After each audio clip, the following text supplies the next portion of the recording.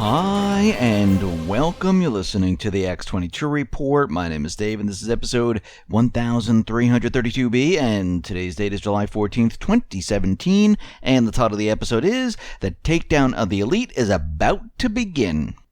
Let's get into the economic collapse, political, and geopolitical news. Now, all over the news, we've been hearing about this opioid epidemic, and we know in the new healthcare bill, we see they set aside about $45 billion to fight this. And what we're seeing is that people have taken advantage of the healthcare system, where they've been doing things that are illegal, and they've been doing this for many, many years. And it looks like earlier today, U.S. Attorney General Jeff Sessions, he announced a national healthcare fraud takedown, resulting in charges against about 412 individuals responsible for about $1.3 billion in fraud losses. And he did this with the help of the Department of Health and Human Services. And what we're seeing right now, this is one of the largest ever healthcare fraud enforcement action by the Medicare Fraud Strike Force, involving 412 charged defendants across 41 federal districts, including 115 doctors, nurses, and other licensed medical professionals for their alleged participation in this healthcare fraud scheme. And we can see that this is just the beginning, because what they're doing is they're going after all these individuals that have been doing this for years and nothing has been done. The next thing, as we can see, they're going after the pedophile ring. There's been many, many arrests there. And what we're really looking at is that the takedown, it has begun. They are starting to go after all these individuals. Now, of course, the corporate media is not going to come out and start reporting on all this, because that's not their job. Remember, they're the mouthpiece of the deep state. They're not going to tell you what's really happening, because they don't want people to know what's really happening. They want everyone to continually look at the Russian collusion stories and to listen to all the other stories that really are kind of meaningless. Now, the corporate media was out there and they dropped a bombshell. And then CNN picked it up and they ran with it, and the other corporate media publications, they ran with it. And what it was that there was a third party, a mysterious third party that attended the meeting with the Russian lawyer Natalia, with Trump Jr., Paul Manafort, and the rest. And this individual was Soviet-born.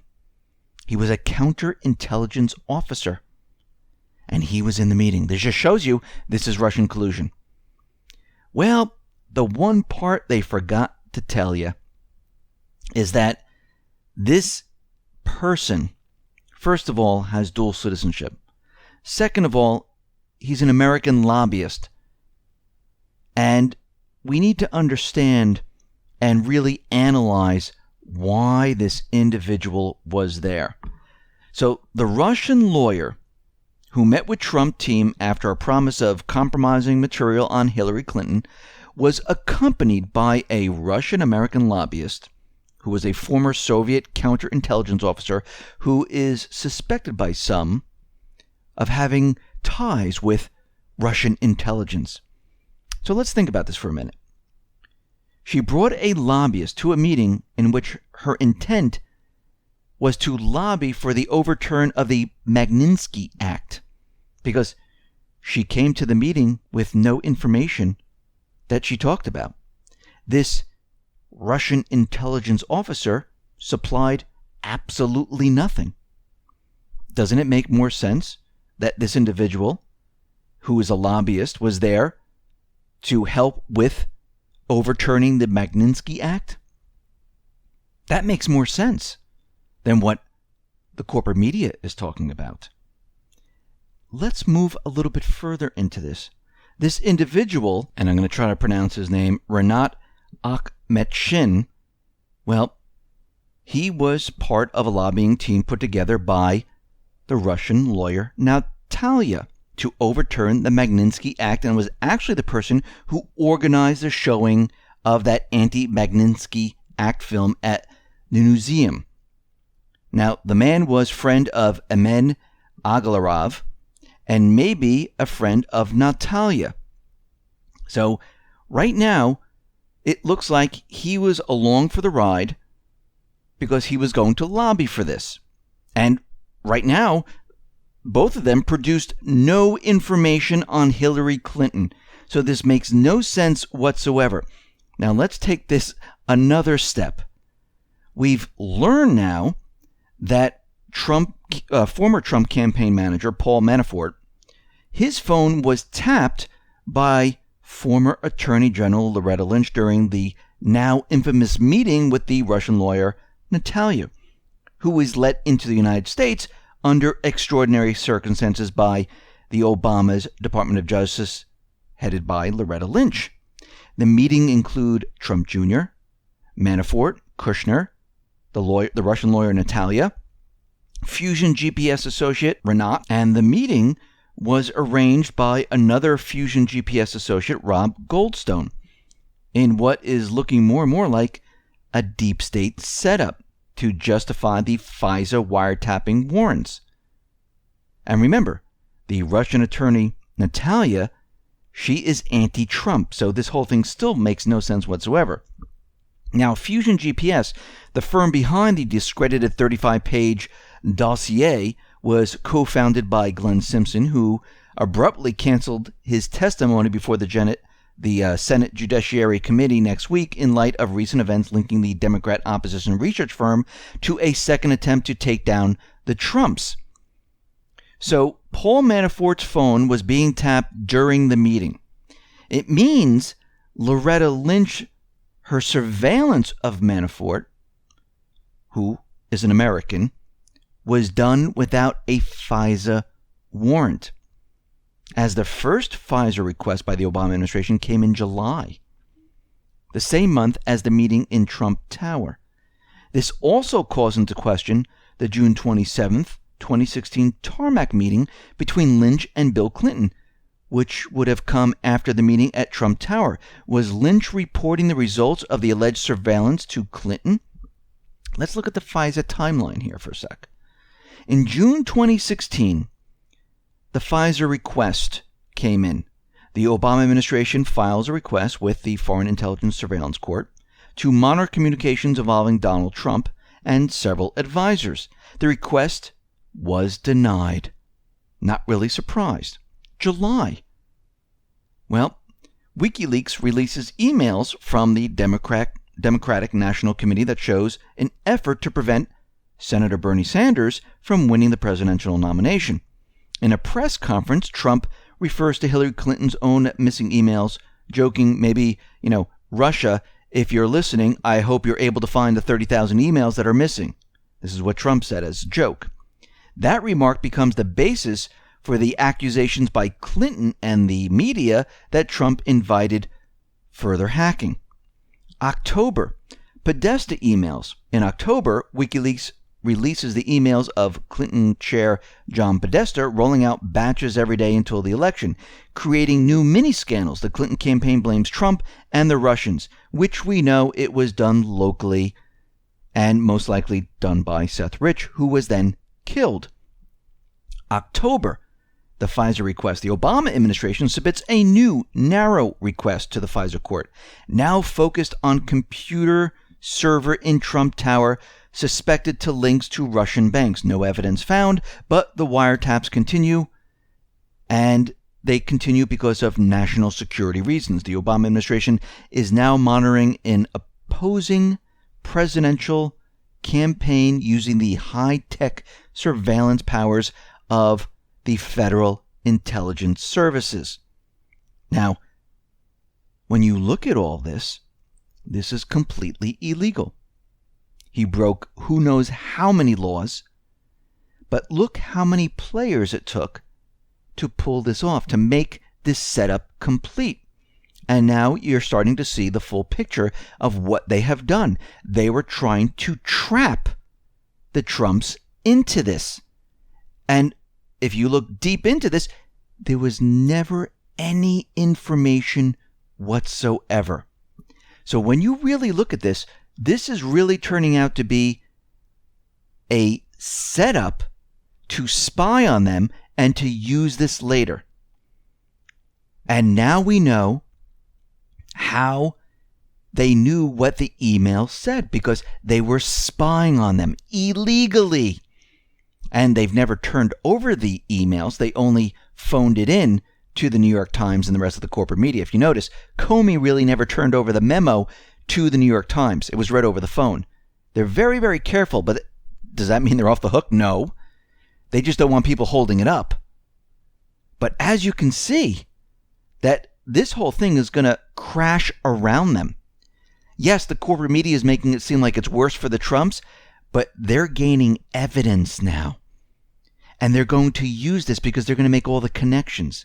They're going to look deeply into the spying apparatus. They're going to look at all the documentation. They're going to find out exactly what they've done. And then they're going to present it. And they're going to have the FBI take a look at this. There's going to be an investigation. I know a lot of people think, no, there's not going to be. This is why this is all coming out. This is why Trump Jr. let the emails out. This is why they're letting the corporate media just continually do this. Go ahead, bring it out. Because if we can do this, can you imagine what they are doing right now? Now, Russia is out there. They're saying time is running out. We're going to start deporting different diplomats who we believe are spies. Now, when you read this, you think it's a tit for tat, and you think that Russia's doing this, but no, this is all part of the plan. Think about what they're doing right now. Before Trump came into office, what did Obama do? He kicked out the Russian diplomats, 35 of them, closed down the compounds. Trump has always been saying that he's going to reopen them and give them back to Russia. Putin and Trump met. They've been speaking over the phone. They've been talking to each other.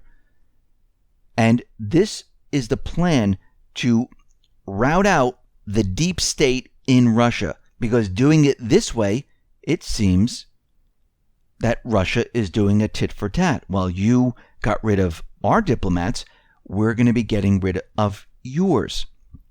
What they're really doing is getting rid of the deep state. And once that is complete, because we're getting word from the Trump administration that they're talking to the Russians right now about giving back the compounds, handing the 2 diplomatic compounds that was confiscated by the Obama administration back to Moscow as an act of good faith. So right now, what we're seeing is this has been planned from the beginning. And what they're doing is they are building lists. They are searching and getting rid of the deep state, getting them out of certain countries. And they're going to be going after those individuals who actually did these illegal things. Now, Trump is even out there saying when the right time hits, he will invite Putin to the White House. Now, this is not the right time, but I think once the deep state is routed out and there are arrests being made and this entire system is being taken down, when I say the system, I'm talking about the deep state, the elite, the central bankers are taken down, I think then he'll have Putin to the White House. And we need to understand, there is a new FBI director coming in, and I know a lot of people are going to say, no, he's never going to do this, it's not going to happen. His name is Christopher Wray, and he was being asked questions. Now, again, these are just questions because right now it's during his confirmation hearing. And Lindsey Graham actually asked him, would you look into what has happened with Clinton? Because she spoke to the Ukrainian government to impede the election. Do you have a problem doing this? And he answered, no, I'd be happy to dig into this further. Now, does this mean he's going to find stuff and he's actually going to do it? No. But I think Trump is putting him into place so he can go after these individuals. Remember, the president can't say, I'm starting an investigation. The investigation has to come from the FBI. So we're looking at this and we're seeing the law has been broken all over the place. Now, he fired Comey and he took a lot of heat for this. I mean, think about how many people had to go in front of the Senate committee to testify about a firing of the FBI director who was covering for leaks, who was leaking, and who was really in cahoots with the Department of Justice under Loretta Lynch. And, the Clintons controlled all of this. So we're starting to see all this come out now. And basically the corporate media, the deep state, they're just continually digging their grave because they are just collecting more and more evidence against them. Now, North Korea is out there and they're saying, listen, if the UN Security Council adopts new sanctions against North Korea, well, North Korea will have to take subsequent steps. And again, what are they going to do? Fire their missiles off? No. This is just all talk. And again, a lot of times we hear things coming out of North Korea, well, it's being taken from the South Korean news agency. And I don't know how much of North Korea is really saying this, because most of it is not even coming directly from them. So once again, we can see that China, Russia, they have a plan in place. They're going to be calling in other nations to calm the situation down. This is exactly the plan that they've been formulating all this time. Now, the deep state, they are still pushing their agenda, and they're trying to piss off China, trying to get something started in this area. They've been trying to start something in the South China Sea all along, and the Philippines, Duterte caught on to this and said, listen, I'm not going to be a party to this. And remember, he called Obama all different types of names. But Indonesia right now, it is renamed the South China Sea. And the country renamed the northern reaches of its exclusive economic zone in the South China Sea, and instead it's calling it the North Natuna. So it's the North Natuna Sea. And they're saying that the Ministry of Maritime Affairs, they unveiled their new map with the new name, and China said, yeah, just because you change the name doesn't mean it really happened. And you can see this is what the deep state does. It pushes different countries into doing things, and they use and they do things as if we change the name, that's what it is. And they do this a lot. Just like if they put a base in a country, well, if we put a base there, that means this is part of our country, this is part of the Kurds, this is part of what we're doing here. And they try to make everyone believe this. This is how they work. Out in Turkey, we see Turkey has barred German lawmakers from visiting the Incirlik Air Base, and we can see that things are heating up there. We also see that the Syrian opposition, the Syrian Democratic Forces, the Free Syrian Army, and the rest of the terrorist groups, well, they want a comprehensive truce across the entire country of Syria. Now, it's not what you think, because what is happening here is they're having problems within the organization, because as we know, funds have been cut off, the terrorists have been cut off, the oil funds have been cut off, and we're starting to see infighting with the Free Syrian Army, with al-Sham, with al-Qaeda. And right now, they want a freeze, a ceasefire, to try to fix the problems within their organization. And we can see that it's not getting any better. Because if we go back to July 2nd, it was reported that al-Sham, that group, arrested more than 100 people in Idlib for participating in Euphrates Shield on the side of the Turkish army. On July 6th, clashes between the fighters of the group al-Islam took place in eastern Ghouta. These are not the only recent conflicts. There are many more with the terrorists where they're just fighting with each other. And we can see that this whole system right now is breaking apart. Now, what's very interesting, we said yesterday that they're creating these lists of all the terrorist groups and things like that. And we see that U.S. presidential envoy Brett McGurk came out and said that the foreign fighters, it's funny, it's not the terrorists anymore, it's the foreign fighters, it's the paid mercenaries. These groups can no longer enter Syria. They have blocked them from entering Syria right now. And they're saying those groups that are in Syria, well, their days are numbered. So we see already that things are turning around. But what's very interesting about this, look how quickly they can stop and block the terrorist groups. I mean, we went all these years and they couldn't do this before, but all of a sudden they can now? Is that because things have changed? Yes, that is what's happening right now. Now, the deep state's still going to try to make their move. They still want to split Syria. Remember, they never give up. They keep going to the very, very end because they believe that they're going to succeed. And if this plan doesn't work, they try the next plan. I mean, we've been talking about this for a very long time. They just go from plan to plan to plan, but their goal always stays the same. And when things come to a head and everything else is failing, well, this is when we have to worry. Hopefully, all of this can be stopped in time, because what we need to worry about is what they're going to do. And when I talk about this, is maybe some type of an event. Because if you look at the corporate media and you look at what the deep state is telling them to say, they're saying that we could see resurgence in Al-Qaeda, resurgence in Islamic State. We're not going to see resurgence. We're going to see them push an event. That's what they're really talking about. And they'll make it seem like it's a resurgence. It's payback for destroying the Islamic State. Because look what they did in Iraq. I mean, they pushed the Islamic State completely out of the country. I mean, it really took the U.S. and the Iraqi forces working together a couple of months to get rid of them. Instead, we were bombing and bombing and bombing for years. Well, we know what really happened. We weren't really bombing the Islamic State because we reported on it.